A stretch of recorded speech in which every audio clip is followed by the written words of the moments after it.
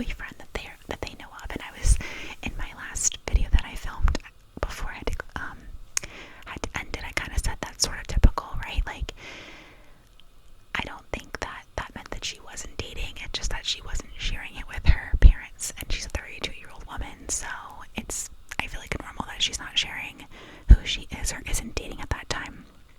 And she probably was also, she didn't want to have like random men around her son, who wasn't someone that she could see being long term, is what I'm assuming.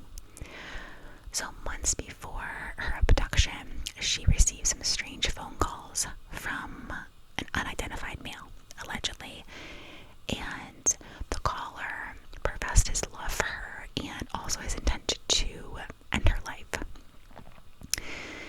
Her mom said, and I'm quoting, "One day he called and said to go outside because he had something for her. She went out and there was a single dead rose on the windshield of her car." And that was horrifying. There was another situation in which he said some very explicit things to her on the phone about things he was going to do to her. So she was scared for her life here, and apparently she considered purchasing a handgun for protection. And it says 1 week before her disappearance, she started taking karate classes. So she wanted to try and learn some self-defense, in case this happened. So that's like some background on this, on the situation. So here are the events and how they unfolded. At 9 p.m. on May 28th, 1980, she went with an employee. I guess she had like an employee meeting at work, and there was a coworker of hers who did not look well. He had a red mark on his arm, and so her and another coworker, her name was Pam, they were like, "Okay, let's leave this meeting and let's go take you to the hospital because this does not look good." So on the way to the hospital, they stopped at her parents' house. She checked on her son and made sure that he was good. She changed from her black scarf to a red one, and they took him to the hospital. And then they said that the coworker, who was a male, he had suffered a bite from a black widow spider. Crazy. And they treated him there. So Dorothy and her friend Pam remained in the waiting room, and her friend Pam said to detectives there was no point that Dorothy left her side. She was with her the entire night. This is what her friend is saying. So here, her coworker, his name was Conrad. He was discharged around 11 p.m. Okay, so this is like 2 hours later. Given a prescription, Dorothy offered to bring her car to the exit. She was like, I don't want you walking. You stay here with Pam. I'm gonna get my car, pull it around, and you don't have to walk all the way to my car. So Pam said that Dorothy used the restroom briefly, so I guess she did leave her at that point before heading to the parking lot. He filled his prescription, and then they waited for her at the exit, and she didn't show up. So they went out. They're like, all right, let's just walk to the parking lot. I don't know where Dorothy is. Let's go see if we can find her. Apparently, when they walked out to the parking lot, they saw Dorothy's car speeding toward them with its headlights blinding them, so they couldn't see who was in the car, who was driving it. If there was 2 people or 1 person, they couldn't see. And it took a sharp right out of the parking lot. Initially, they didn't really think much of it. They thought, okay, maybe she had like an emergency, with her son, and she'll be all right. A few hours later, they didn't hear from her, and so they reported her missing at 4:30 a.m. on May 29th. And I was like, that's actually pretty soon. Like, I feel like for these friends, like, initially they were a little concerned, and they were like, okay, maybe like there's an emergency, and they didn't go to bed. It's 4:30 in the morning, right? So Scott's car, so that's her last name, Dorothy, a white 1973 Toyota station wagon, was found burning in an alley about 10 miles from the hospital, and she was not found there, and her kidnapper, the person who abducted her, was not found either. So that was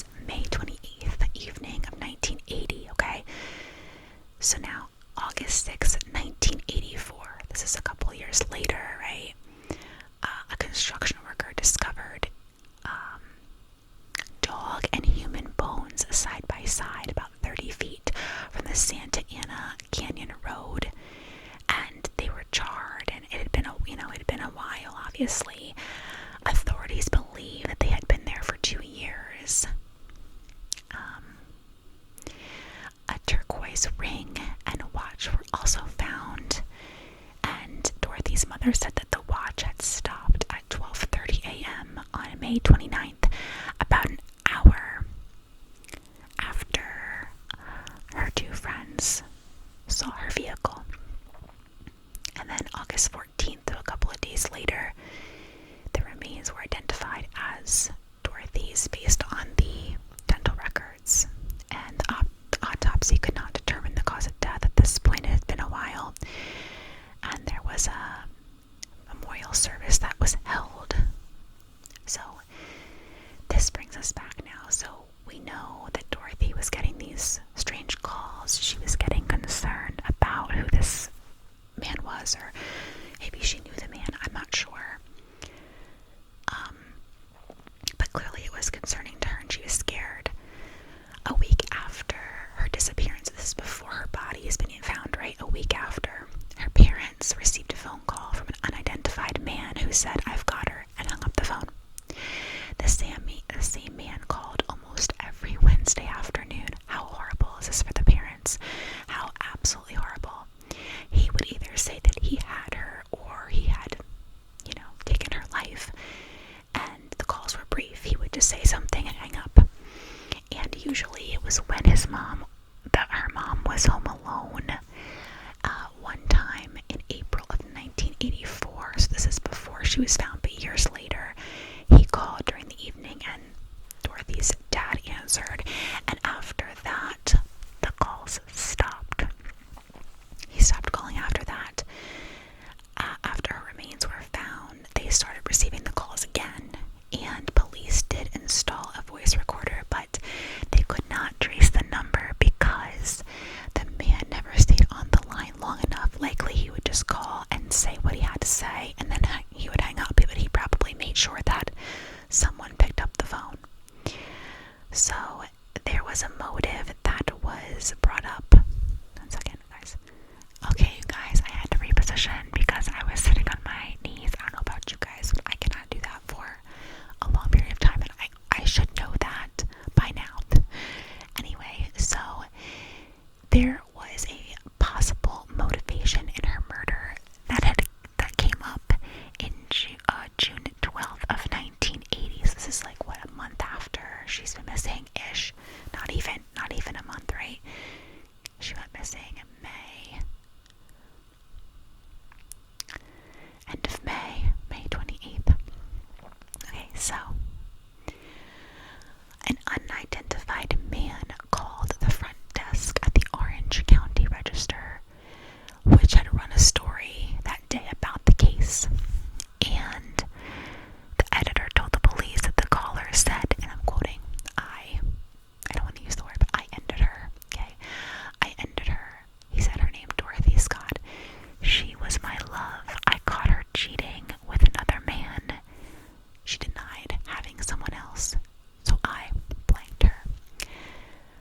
Yeah, so this is crazy. Apparently, the editor said that the caller knew that her coworker had suffered a spider bite, and he also knew that Dorothy had changed her black scarf to a red one prior to arriving at the hospital. And at the time that he said those things, neither of these details had been published in that article. So this man knew this information that nobody knew yet. Obviously now we know it, right? But there would be no way, I guess, that, this happened May 28th, right? So this was June 12th. And so he knew this information that nobody knew yet. The caller also said that Dorothy called him from the hospital that night. But her friend, Pam, said that's not true because she had not left to make a phone call. But I don't know about that one because I was thinking about that when I read it, and I was like, she did leave to go to the restroom that one time, and she also went back to her house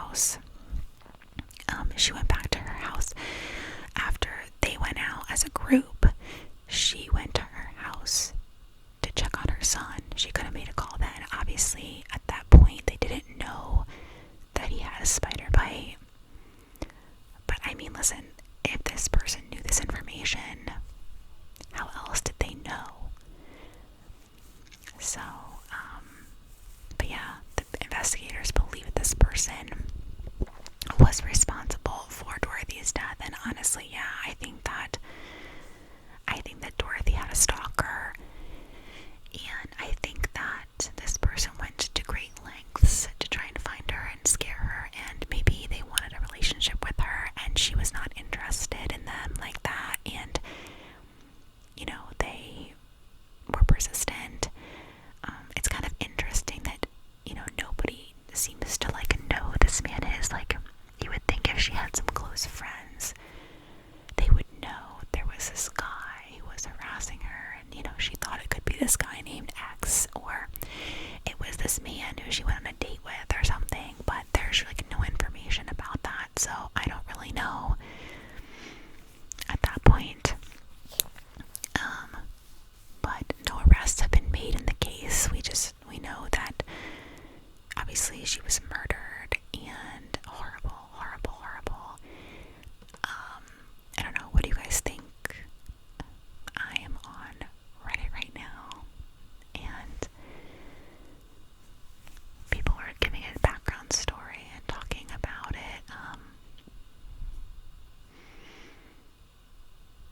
Yeah, people are saying maybe her stalker was a coworker. You know, that could have been a possibility.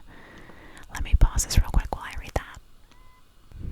Okay, so after reading this briefly, it says that Dorothy had said that she could kind of recognize this voice on the phone, but could never really place her finger on who it was with certainty. So she wasn't really sure. This person in this Reddit post thinks that it could have been a coworker, and they were saying that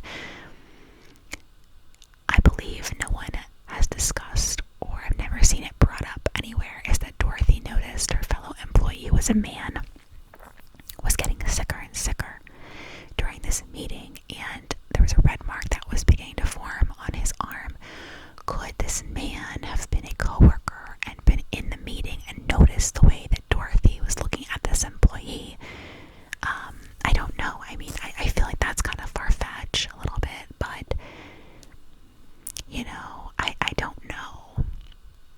Yeah, I don't know how he would have known about the injury unless they were somehow connected at work, but here's the thing, even if they were connected at work, how would he have known that it was a spider bite unless he just made a guess and said, oh, that was a spider bite? It says here, I wonder if Dorothy and her coworker called their work from the hospital after he'd been diagnosed and explained what was going on. And then, you know, as a result, the boss might have told some other coworkers there about it, or because that's how you find out, right? So it really could have been a coworker. Yeah, it's very interesting. And then the scarf thing, that he knew that she changed her scarf, which makes sense because if he was a coworker, he would have seen that she was wearing that black scarf to work, and then when he kidnapped her, he would have noticed that she changed her scarf. So I don't know, you guys. Dorothy's son thinks he knows who the killer is. He believes it was a coworker's of Dorothy's. If you do a little digging, you can find it. The place where she worked was owned by her father, I believe. It was a head shop, and she worked in the back office area. When the man called, sometimes he would tell her what she was wearing. Oh, interesting. That is so creepy.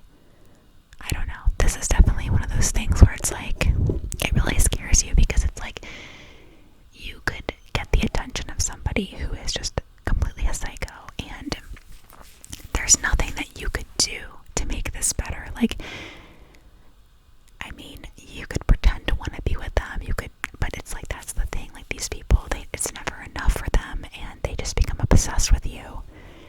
And, you know, Dorothy had her own life. She had a kid, she had a family, and, yeah, I don't know.